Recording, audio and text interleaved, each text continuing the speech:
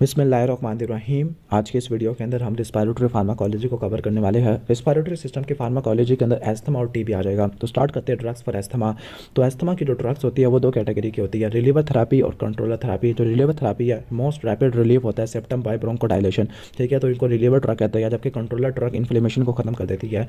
जो reliever drug होती है उसको डिफरेंट कैटेगरी में डिवाइड कर देते हैं, लाइक इनहेल्ड बीटा 2 एगोनिस्ट है, ओके। इसके अलावा इनहेल्ड एंटीकोलिनर्जिक ड्रग होती है, मिथाइलजेंथिन है और कॉर्टिकोस्टेरॉइड वगैरह आ जाती है। तो स्टार्ट करते हैं बीटा 2 एगोनिस्ट। जो बीटा 2 एगोनिस्ट होते हैं इनहेल्ड वाले साबा वाले शॉर्ट एक्टिंग या रैपिड एक्टिंग होती है। इसमें साल्बिट्यूरोल, एल्बिट्यूरोल वगैरह ये चीज़ आना शुरू हो जाती है। टर्बिटोलिन है तो ये ब्रोंकोडायलेटर होती है, स्मूथ मसल की रिलैक्सेशन करा देती है। फर्स्ट लाइन थेरापी के तौर पर इस्तेमाल होती है माइल्ड इंटरमीडिएट केसेस के अंदर। ये एक्यूट एक्जाकर्बेशन के अंदर इस्तेमाल हो सकते हैं, एक्यूट एस्थमा के अंदर इस्तेमाल हो सकती है, लेकिन ये हमेशा रिलीफ के लिए इस्तेमाल होगी, प्रोफाइलैक्सिस के लिए इस्तेमाल नहीं होगी। जो इनहेल्ड लाबा होती है इसमें एंटाकेटिरोल, साल्मेटिरोल, फॉर्मेटिरोल, इंटाकेटिरोल है, तो ये रिलैक्सेशन करती है, लेकिन इनका ग्रेजुअल ऑनसेट होता है, सस्टेन एक्टिविटी होती है। तो रेगुलर प्रोफाइलैक्सिस के लिए इस्तेमाल होती है, मॉडरेट, परसिस्टेंट या सीवियर एस्थमा। लेकिन लाबा को आप कभी भी अकेले नहीं दोगे क्योंकि ये अंडरलाइंग इन्फ्लेमेशन को कंट्रोल नहीं कर देती। तो इनको हमेशा आप इनहेल्ड कॉर्टिकोस्टेरॉइड के साथ मिला के दोगे, ठीक है। तो जो फिक्स कॉम्बिनेशन होता है वो लाबा प्लस इनहेल्ड कॉर्टिकोस्टेरॉइड होती है। अब इनहेल्ड एंटीकोलिनर्जिक ड्रग है, मस्कुलिनिक ब्लॉकर होती है, ठीक है, ओके। तो ये ब्रोंकोडायलेटर होती है, ये मोर इफेक्टिव होती है as compare to beta 2 agonist, क्योंकि ये कोलिनर्जिक रिफ्लेक्स कंपोनेंट को ब्लॉक कर देती है, जबकि बीटा 2 है ये ब्रोंको कंस्ट्रक्टर मैकेनिज्म को प्रिवेंट कर देती है, ठीक है। इसके बाद चलती है कि ये हम एडिशनल ब्रोंकोडायलेटर इस्तेमाल कर सकते हैं इन एस्थमा। अगर वो इनहेल्ड कॉर्टिकोस्टेरॉइड से अलावा के कम्बिनेशन से अब ट्रीट नहीं हो रहा तो हम उसको हम मस्कुलिनिक ब्लॉकर दे सकते हैं। मिथाइलजेंथिन में थियोफाइलिन ब्रोंकोडायलेटर होता है, फॉस्फेटाइस्ट्रेस एंजाइम को ब्लॉक कर देता है, साइक्लिक एम्पिक लेवल को बढ़ा देता है, ठीक है। तो हम इसको किस फॉर्म में देते हैं कि जो हम इसको ओरल सिस्टेंट रिलीज फॉर्म में देते हैं, ओरल सिस्टेंट रिलीज कैप्सूल ब्रोंकोडायलेटर देते हैं, ओके, क्योंकि इनएक्सपेंसिव है, ओके। लेकिन अब इसके साइड इफेक्ट काफ़ी ज़्यादा कॉमन होते हैं। इंट्रावेनस अमाइनोफाइलिन इसका सॉल्युबल साल्ट होता है, तो ये सीवियर अस्थमा को ट्रीट करने के लिए इस्तेमाल होता है, लेकिन अब ये रिप्लेस हो गया इनहेल्ड साबा से। अब हम चलते हैं कंट्रोलर थेरापी। तो कंट्रोलर थेरापी होती है अंडरलाइंग इन्फ्लेमेशन को कंट्रोल कर देती है। इसमें इनहेल्ड कॉर्टिकोस्टेरॉइड है, लाइक बैक्लोमेथासोन है, ब्यूटीसिन है, फ्लोनिसिल, फ्लोटाकिसोन है, मोमेटासोन है, ट्राइमेक्टालोन है, ठीक है। तो एंटी इन्फ्लेमेटरी होती है, तमाम साइटोकाइन की प्रोडक्शन को, सिंथेसिस को ब्लॉक कर देती है, न्यूक्लियर फैक्टर कैपा बीटा को ब्लॉक कर देती है, ओके। तो ये प्रेफर्ड फर्स्ट लाइन एजेंट है for all patient of all ages, ठीक है। मोस्ट इफेक्टिव कंट्रोलर होती है, इनहेल्ड कॉर्टिकोस्टेरॉइड होती है। तो परसिस्टेंट एस्थमा को ट्रीट करने के लिए फर्स्ट लाइन एजेंट के तौर पर इस्तेमाल होती है। इनको लाबा के साथ मिला के दे देते हैं। सिस्टेमिक कॉर्टिकोस्टेरॉइड होती है, इंट्रावेनस या ओरल फॉर्म में देते हैं for the acute exacerbation of asthma होती है।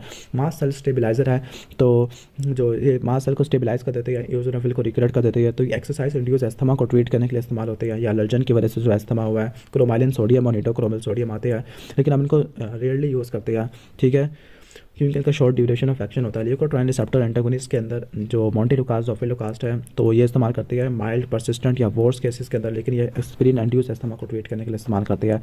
जो लिपोक्सिजेनेस इनहिबिटर उसका भी तकरीबन ये यूज़ होता है, ओरली हम अप्लाई करते हैं। इम्यूनो मॉड्यूलेटर का तो माली जुबाब और रेसली जुबाब है। माली जुबाब एंटी आईजी एंटीबॉडी होती है, जबकि रेसली जुबाब एंटी इंटरल्यूकिन 1 रिसेप्टर होती है। तो जो माली जुबाब है सबकुटेनियस फॉर्म में देते हैं, बच्चों में देते हैं, खासतौर पर अगर 12 साल से कम है, या ओल्डर में 18 साल में देते हैं, ठीक है। मॉडरेट या सीवियर परसिस्टेंट एलर्जिक एस्थमा के अंदर देते हैं। इंट्रावेनस इन्फ्यूजन में देते हैं moderate to severe allergic asthma. तो इन दोनों की सेम क्लिनिकल एप्लीकेशन है। कुछ एमसीक्यू पॉइंट है थियोफाइलिन के। तो थियोफाइलिन है वो साइटोक्रोम P450 से मेटाबलाइज होती है लीवर के अंदर, ठीक है, ओके, जो कि मेटाबलाइज होती है, यानी अगर कोई इनहिबिटर हो गया लाइक एरिथ्रोमाइसिन, एलोपिरिनोल, तो वो साइटोक्रोम P450 को ब्लॉक कर देगा, ओके।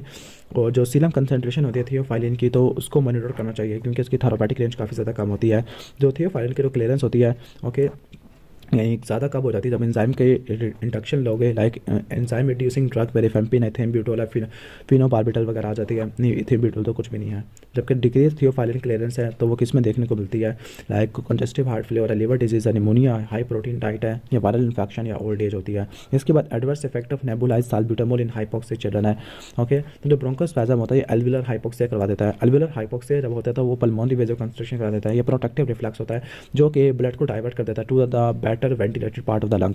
तो साल्ब्यूटामोल होती है इस बेनिफिशियल रिफ्लेक्स मैकेनिज्म को प्रिवेंट कर देती है by inhibiting the hypoxia induced pulmonary vasoconstriction, और इसकी वजह से पल्मोनरी वेजो डायलेशन हो जाता है, ठीक है। अब इसकी वजह से क्या होता है, इस लेटर इफेक्ट की वजह से blood flow to the hypoxic alveolus काफ़ी ज़्यादा हो जाता है, जिसकी वजह से वेंटिलेशन क्या होगा, वेंटिलेशन परफियर मिसमैच मजीद ख़राब हो जाएगा। दैट इज़ वाई कि अगर जो नेबुलाइज साल्ब्यूटामोल है उनको हाइपोक्सिक इंडिविजुअल के अंदर नहीं देना चाहिए। तो ये था अस्थमा फार्माकोलॉजी। अब है ड्रग्स फॉर ट्यूबरक्लोसिस। तो टीबी के अंदर फर्स्ट लाइन और सेकंड लाइन होती है। फर्स्ट लाइन के अंदर आप कह सकते हो कि स्ट्रेप्टोमाइसिन वगैरह, आइसोनियाज़ोल, रिफेम्पिन, पिराज़िनमाइड, इथेम्ब्यूटोल है। ओके, वैसे इन्होंने स्ट्रेप्टोमाइसिन को वैसे यहाँ पे लिखा हुआ है, ठीक है। तो जो आइसोनियाज़ोल होती है माइकोलिक एसिड की सिंथेसिस को ब्लॉक कर देती है, ऑक्सीजन डिपेंडेंट पाथवे से एक्टिवेट होती है। आइसोनियाज़ोल की रेजिस्टेंस होती है कैटालिसिस और ऑक्सीडेज एक्टिविटी कम होने की वजह से होती है रेजिस्टेंस। साइड इफेक्ट के अंदर ये होता है कि पेरिफेरल न्यूराइटिस हो सकता है, मोस्ट कॉमन स्लो एसिटाइलेटर के अंदर न्यूरोटॉक्सिटी हो सकता है, सीजर हो सकता है, हेपेटाइटिस, ऑप्टिक न्यूराइटिस है, ग्लूकोज 6 फॉस्फेट डिहाइड्रोजिनेज डेफिशिएंसी वाले पेशेंट में हेमोलिसिस करवा सकता है, सेल्युलाइक सिंड्रोम है। तो ये एक्स्ट्रा या इंट्रासेलुलर दोनों के लिए बेनिफिशियल होती है। पिरोडॉक्सिन 10 मिलीग्राम वगैरह देना चाहते हैं प्रोफाइलैक्सिस के लिए, ठीक हो गया। इसके बाद रिफेम्पिन क्या करती है, डीएनए डिपेंडेंट आरएनए पॉलीमरेज को इनहिबिट कर देती है, आरएनए की सिंथेसिस को ब्लॉक कर देती है। हेपेटोटॉक्सिटी हो सकता है, P450 ड्रग इंटरेक्शन हो सकते हैं, ऑरेंज कलर की सिक्रेशन होती है, यूरिन और स्वेट होती है, रिस्पिरेटरी एब्डोमिनल्स क्या होता है यहाँ पे SY या रिस्पिरेटरी एब्डोमिनल प्रॉब्लम देखने को मिल सकती है। बैक्टीरियासिडल होती है तमाम पॉपुलेशन के लिए, लेकिन ये इंटरमिटेंटली यानी जो ऐसे बैसिलाई होते हैं जो कि इंटरमिटेंट ग्रो कर रहे हैं, डिवाइड कर रहे हैं, उनको ब्लॉक कर देती है। पिराज़िनामाइड आइसो निकोटिनिक एसिड का डेरिवेटिव होता है, माइकोलिक एसिड की सिंथेसिस को ब्लॉक कर देता है, लेकिन ये डिफरेंट फैटी एसिड जाके इंटरेक्ट करता है, ठीक है। तो ये जो अल्कलाइन पीएच है उस पर जाके ज़्यादा एक्टिव होता है, अल्कलाइन नहीं बल्कि एसिडिक पीएच के ऊपर। हेपेटोटॉक्सिटी और हाइपर यूरिसीमिया हो सकता है। बैक्टीरियासिडल होती है to the slow dividing intracellular bacilli, specifically caseous granuloma वाले है, ओके, ठीक है। इसके बाद क्योंकि वहाँ पर एसिडिक पीएच होती है, इथेम्ब्यूटोल रेबिनोसाइल ट्रांसफरेंस एंजाइम को ब्लॉक कर देते हैं, जो कि रेबिनोग्लैक्टान की सिंथेसिस करता है। अब इसकी वजह से ऑप्टिक न्यूराइटिस हो सकता है, रेड ग्रीन कलर ब्लाइंडनेस हो सकती है, ओके, ठीक है। और बच्चों के अंदर आपने इसको अवॉइड कर देना है। बैक्टीरियोस्टैटिक होती है, फास्ट मल्टीप्लाइंग बैसिलाई है, वो ज़्यादा ससेप्टेबल होते हैं as compare to slow growing है। इसके बाद हम आगे चलते हैं। फर्स्ट लाइन सप्लीमेंटल, तो सप्लीमेंटल में स्ट्रेप्टोमाइसिन है। स्ट्रेप्टोमाइसिन 38 राइबोसोमल सबयूनिट पे जाके बाइंड करती है, मिस रीडिंग करवा देती है एमआरएनए कोड की।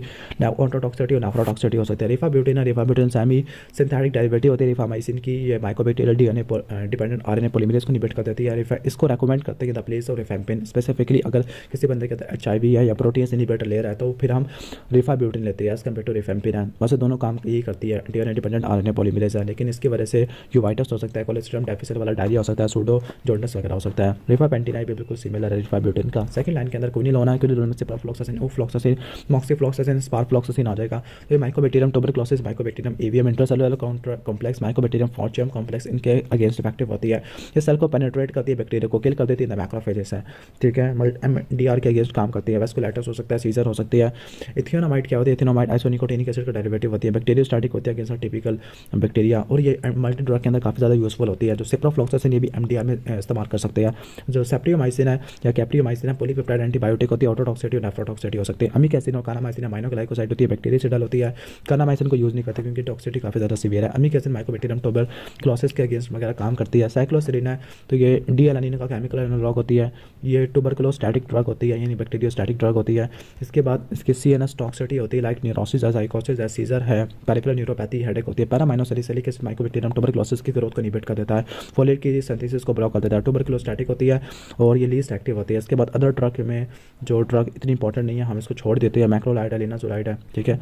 कुछ न्यू भी ड्रग लिखी हुई लाइक बेडाकुलिन है और इसके अलावा डिलामेनिड है, तो ये MDR को ट्रीट करने के लिए इस्तेमाल होती है। बेडाकुलिन ज़्यादा इंपॉर्टेंट है, ATP सिंथेसिस को ब्लॉक कर देती है विद इन द माइटोकॉन्ड्रिया। तो हमने रेस्पिरेटरी फार्माकोलॉजी को रिवाइज कर लिया है। वीडियो अच्छी लगी है तो वीडियो को लाइक कर देना, चैनल पर नहीं हो तो सब्सक्राइब कर देना।